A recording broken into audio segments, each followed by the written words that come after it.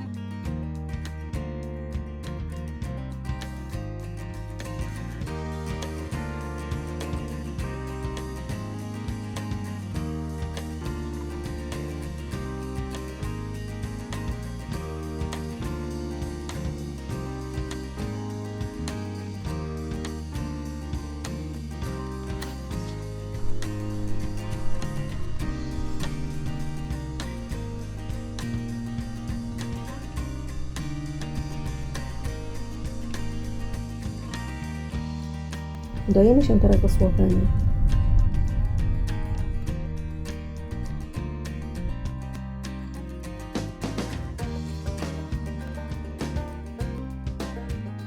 Mijamy ruiny twierdzy Predel, u podnóża której postawiono pomnik z obrobionego kamienia z żeliwną postacią umierającego lwa ku pamięci 3-dniowej bitwy w maju 1809 roku między żołnierzami napoleońskimi i austriackimi.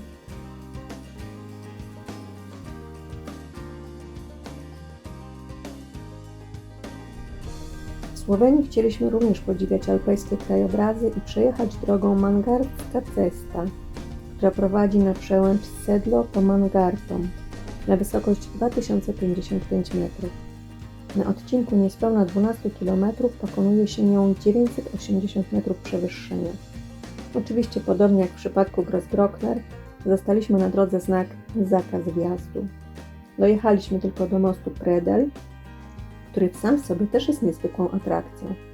Ma 128 metrów długości, 9 metrów szerokości i największą w Alpach, wynoszącą 86 metrów rozpiętą chwilkę. Pozostało nam tylko zjechać do małej, urokliwej miejscowości Lok pod Mangartem.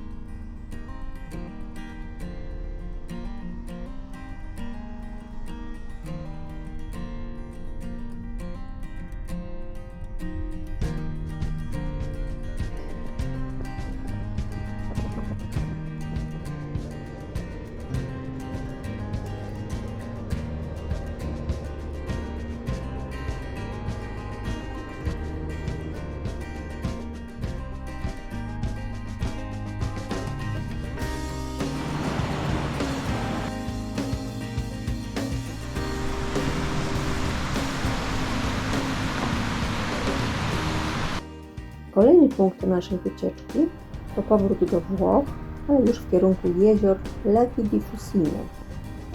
Jeziora te leżą u stóp góry Mangar, czwartego co do wysokości szczytu w całych Alpach Julijskich, a drugiego we włoskiej ich części. Mangard ma 2679 metrów wysokości. Ten kompleks dwóch małych jezior uważany jest za jeden z najpiękniejszych przykładów jezior alpejskich. Tu możemy zaparkować, ale z tego co wiemy, to na końcu jest duży parking i właśnie tam jedziemy.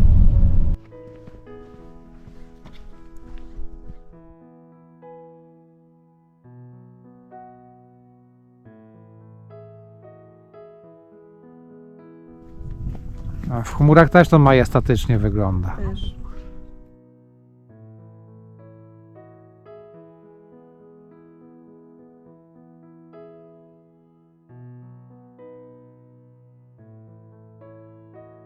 Te dwa jeziora pochodzenia lodowcowego połączone są podziemnym systemem wód, które zimą zamieniają się w lód. Okolice te uznawane są za włoski biegun zimna. Temperatura spada tu grubo poniżej 0 stopni, a nieoficjalny rekord miał miejsce 6 stycznia 1985 roku, gdzie odnotowano tu rekordowe jak na Włochy minus 34 stopnie.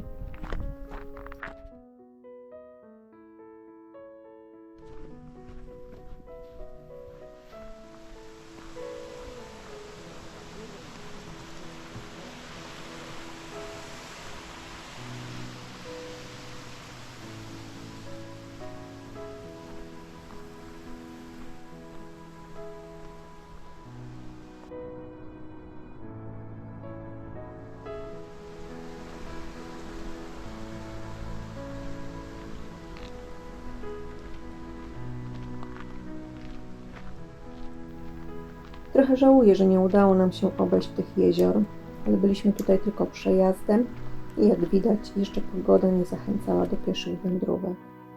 Może kiedyś będzie okazja, aby wrócić i zobaczyć te cudowne alpejskie jeziora.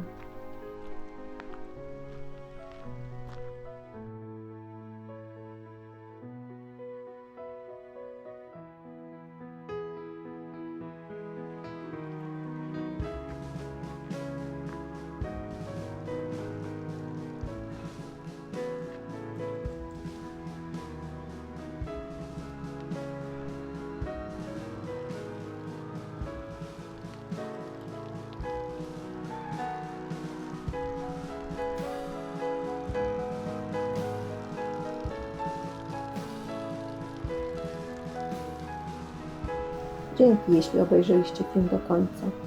Zachęcam do subskrybowania naszego kanału, jeśli ktoś jeszcze tego nie zrobił.